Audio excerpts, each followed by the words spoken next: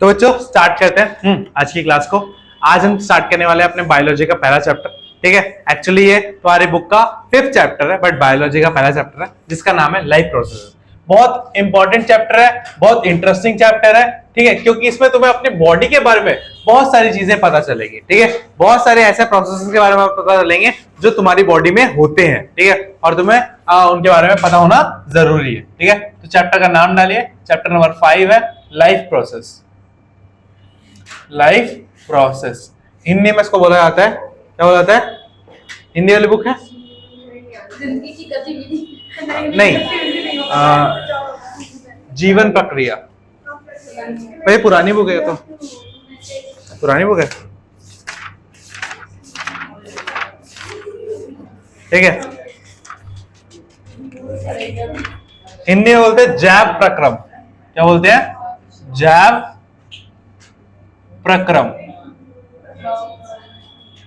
ठीक है, चलिए स्टार्ट करते हैं फिर। सबसे पहले समझते हैं कि इस चैप्टर में हमें क्या पढ़ना है एक्चुअली। ठीक है, तो इस चैप्टर में पढ़ना है कि वो सारे प्रोसेसेस जो हमारी लाइफ को चलाने के लिए, ठीक है, इंपॉर्टेंट होते हैं। ठीक है, चाहे वो हमारे हार्ट का प्रोसेस हो, चाहे हमारे लंग्स का प्रोसेस हो, चाहे वो हमारे डाइजेशन सिस्टम का प्रोसेस हो, चाहे हमारी किडनी का प्रोसेस हो। ठीक है, ये सारे किस तरीके से काम करते हैं। ठीक है, ये सारे किस तरीके से काम करते हैं, इन सब के बारे में हमें इस चैप्टर में जानना है। ठीक है, डायग्राम के थ्रू जानना है।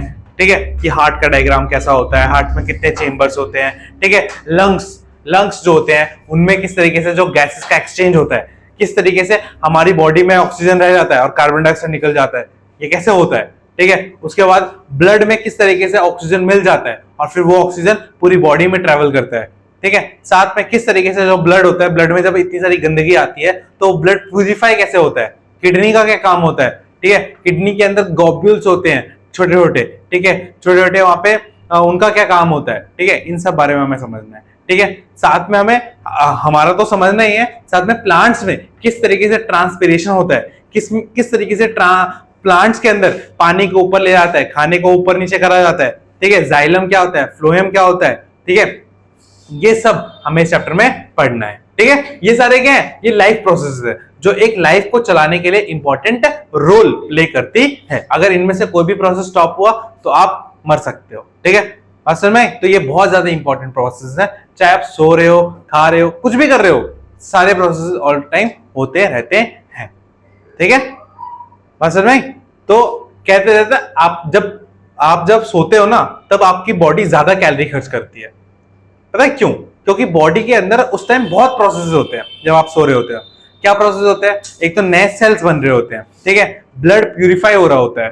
ठीक है, उसके बाद कोई भी कट वट लगा होता है, बॉडी को कोई भी डैमेज होता है तो वो ठीक हो रहा होता है। तो इन सब चीजों किस तरीके से होती है। हार्ट तो तुम्हें पता ही है 24 घंटे 7 दिन धड़कता ही रहता है। ठीक है, हाँ, तो वो किस तरीके से वो सारे काम होते हैं, इन सब के बारे में हमें डिटेल में एकदम पढ़ना है। शिल्पी गेट तो ढंग से बंद कर। हाँ,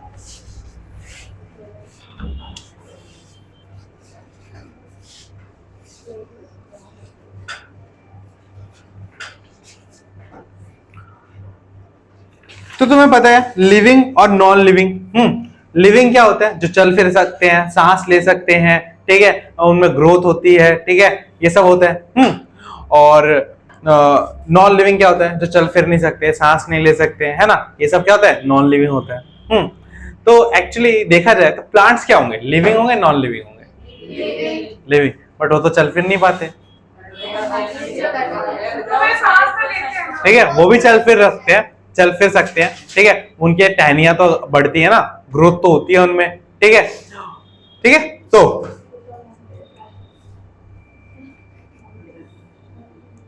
सबसे पहले स्टार्ट करते हैं कि लाइफ प्रोसेसेस होती क्या है। सबसे पहले किस बात से स्टार्ट करते हैं कि लाइफ प्रोसेसेस क्या होती है। ठीक है, तो एक दो लाइन एनसीईआरटी से।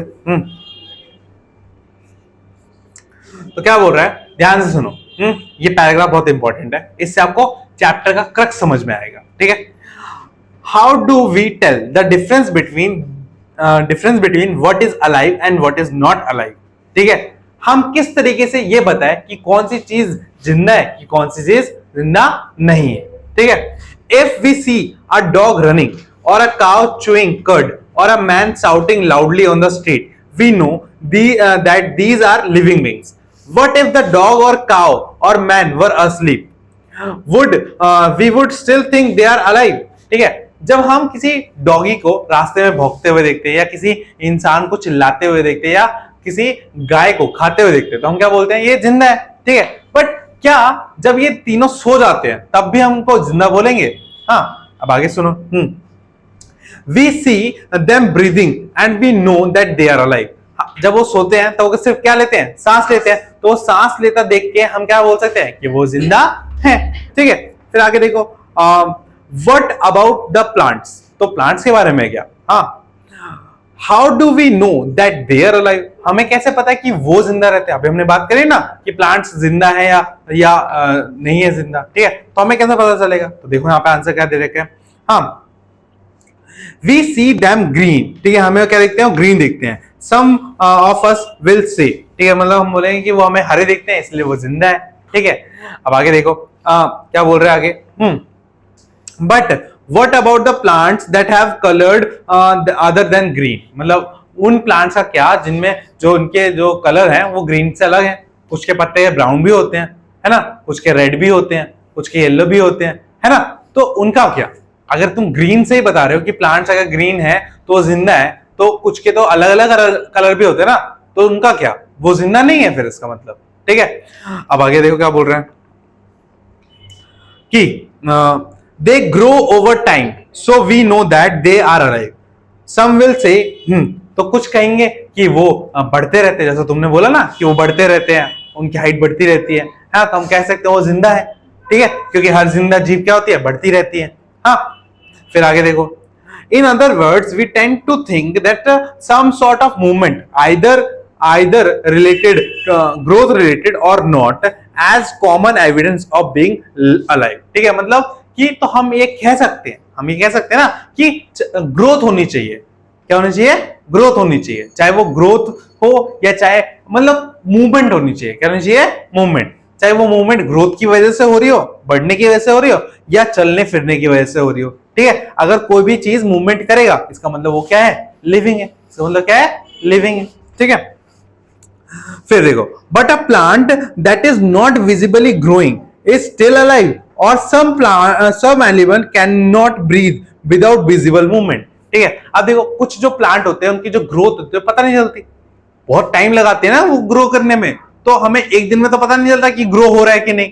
ठीक है, तो क्या उनको भी हम जिंदा कहेंगे? या कुछ एनिमल्स ऐसे होते हैं जो सांस मतलब वो सांस लेते हैं पर पता नहीं चलता कि वो सांस ले रहे हैं या नहीं, तो क्या हम उनको भी जिंदा कहेंगे? क्योंकि उनमें तो मूवमेंट नहीं हो रही है ना. क्योंकि हमने अभी क्या बोला कि मूवमेंट हो रहा होगा तो हमें पता चल जाएगा क्या है? अलाइव है. ऐसा तो गाड़ियां भी मूवमेंट करती है ना. हाँ, तो क्या वो भी अलाइव है क्या? नहीं. ठीक है, तो आगे देखो क्या बोल रहे हैं. फिर using visible movement as a defining characteristic of life is not enough. तो हम अगर देख रहे हैं कि कोई चीज मूव कर रही है तो ये इनफ नहीं है किसी चीज को जिंदा या मुर्दा बताने के लिए, है ना.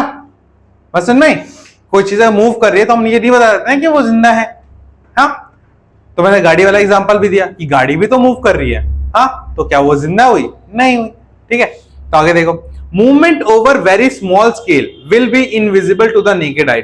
Movement of molecule for example. ठीक है, अब जब कोई भी हलचल होती है बहुत छोटी मात्रा में होती है, तो हमारे आंखों को लगता है कि इनविजिबल है, कुछ हो ही नहीं रहा, कोई ग्रोथ हो ही नहीं रही. ठीक है, जैसे कि मॉलिक्यूल्स जो होते हैं वो हिलते रहते हैं ना. क्या हमें वो दिखते हैं? वो अगर हमें नहीं दिख रहे तो उसका मतलब मूवमेंट नहीं हो रही. मूवमेंट तो होती है ना, क्योंकि हमने 9th क्लास के फर्स्ट चैप्टर में फर्स्ट पॉइंट पे यही पढ़ा था, एटम्स के बारे में, पार्टिकल्स के बारे में, कि हर पार्टिकल क्या होते हैं? कंटिन्यूअसली मूविंग होते हैं. ठीक है, तो मॉलिक्यूल्स भी तो मूविंग है बट वो हमें दिख नहीं रहे. अब आगे देखो. Is the invisible molecular movement necessary for life? क्या ये जो इनविजिबल मॉलिक्यूलर मूवमेंट होता है क्या ये लाइफ के लिए जरूरी है? हमारी बॉडी के अंदर अभी भी तो बहुत कुछ हो रहा है. क्या वो तुम्हें दिख रहा है? मेरे बॉडी के अंदर मेरे हार्ट किस तरीके से धड़क रहा है, दिख रहा है कुछ? ठीक है, कि ब्लड जो है वो ब्रेन से मेरे टोज तक किस तरीके से मूव कर रहा है, दिख रहा है? ये मूवमेंट दिख नहीं रहे ना, बट ये इंपॉर्टेंट तो है. तो यही पूछ रहा है क्या ये जो इनविजिबल मूवमेंट होते हैं जो हमें नहीं दिखते हैं, क्या वो इंपॉर्टेंट होते हैं? बिल्कुल होते हैं, ठीक है। In fact, virus do not show any molecular movement in them, and they are partially why that is controversy why they are truly alive or not. देखो वायरस का क्या सीन है कि जब तक वो इन्वायरमेंट में है तब तक वो जिंदा नहीं है, तब तक वो उसको जिंदा कंसिडर नहीं किया जा सकता। बट जैसे वो किसी होस्ट के अंदर जाता है, तुम्हारे अंदर घुस गया या मेरे अंदर घुस गया, तो क्या हो जाता है? लिविंग हो जाता है। क्या होता है? लिविंग। और वो क्या करने लगता है? मल्टीप्लाई करने लगता है। क्या करने लगता है? मल्टीप्लाई करने लगता है, बढ़ने लगता है, ठीक है। तो उसको क्या बोलते थे तब? लिविंग। तो ये कंट्रोवर्सी है कि बाहर तो ये नॉन लिविंग है, अंदर आके लिविंग हो जाता है, ठीक है। Why is molecular movement is needed for life? तो हमारी बॉडी के अंदर जो मॉलिक्यूलर मूवमेंट होती है वो जरूरी क्यों है? वो जरूरी क्यों है? ठीक है, तो देखो, we have seen in earlier classes that living organism are well organised structure. They can have tissues have cells have smaller components in them and so on. तो हमने पिछली क्लासेस में ये पढ़ा कि जो लिविंग ऑर्गेनिज्म है वो बड़े अच्छे तरीके से बने होते हैं, ऑर्गेनाइज तरीके से बने होते हैं। हर किसी के अंदर क्या होता है? टिश्यूज होते हैं। टिश्यूज किससे बने होते हैं? सेल से बने होते हैं। और सेल्स के अंदर भी क्या होते हैं? कंपोनेंट्स होते हैं, ऑर्गेनेल्स होते हैं ना। फिर आगे because of effects of environment the organise order nature of living structure is very likely to keep breaking down over time. If order break down the organism will no longer to be alive. अब देखो, बहुत सारी चीजें एक के बाद एक चीज होती जाती है, ऑर्डर में हो रही है ना चीजें। हाँ, जैसे हम सांस ले रहे हैं तो सांस लेने के बाद जो हवा है वो हमारे लंग्स में जा रही है, फिर लंग्स से उस हवा में से ऑक्सीजन को निकाला जा रहा है और कार्बन डाइऑक्साइड को भेजा जा रहा है, फिर वो नाक से बाहर आ रही है। तो एक ऑर्डर में हो रहा है ना, ठीक है। तो टाइम के साथ क्या होता है? ये ऑर्डर क्या होने लगता है? धीरे धीरे ब्रेक होने लगता है। क्या होने लगता है? ब्रेक होने लगता है, खत्म होने लगता है। जब ये ऑर्डर खत्म होने लगेगा तो जो जीव जिंदा है वो क्या होने लगेगा? धीरे धीरे मरने लगेगा, ठीक है। फिर So living creature must keep repairing and maintaining their structure, ठीक है। तो लिविंग जो ऑर्गेनिज्म है उनको बार बार अपनी बॉडी को क्या करना चाहिए? मेंटेन, रिपेयर करते रहना चाहिए, ताकि जो ये ऑर्डर है वो फॉलो होते रहना चाहिए, है ना। वो खुद ब खुद ही रिपेयर करते हैं। कभी कभार जब ठीक नहीं कर पाती बॉडी तो हम क्या मेडिसिन लेते हैं, चेकअप करवाते हैं, सर्जरीज करवाते हैं, है ना। बस नहीं, अब मुझे बताओ, जो हड्डी टूटती है क्या उसको डॉक्टर जोड़ता है? हाँ, वो खुद जुड़ती है। डॉक्टर क्या करता है? उन हड्डियों को एक साथ लगाने के लिए बाहर क्या कर देता है? प्लास्टर, ताकि उसमें ज्यादा मूवमेंट ना हो और वो सीधे से जुड़ जाए। और कहा जाता है कि जब हड्डी एक बार टूट के जुड़ती है तो ज्यादा मजबूत हो जाती है।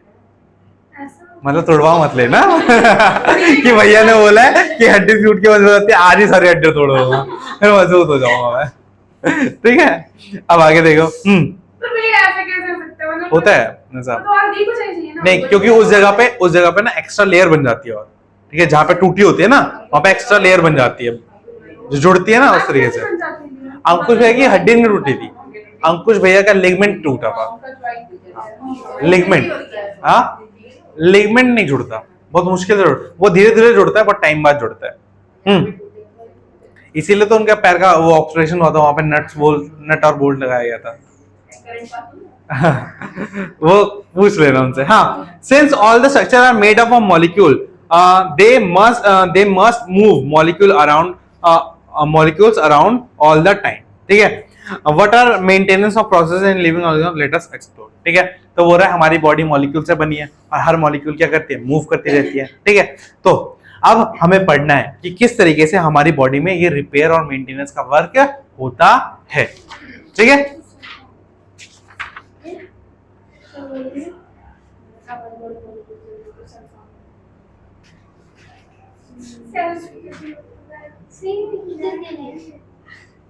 हाँ, तो देखिए, what are the life processes, ठीक है।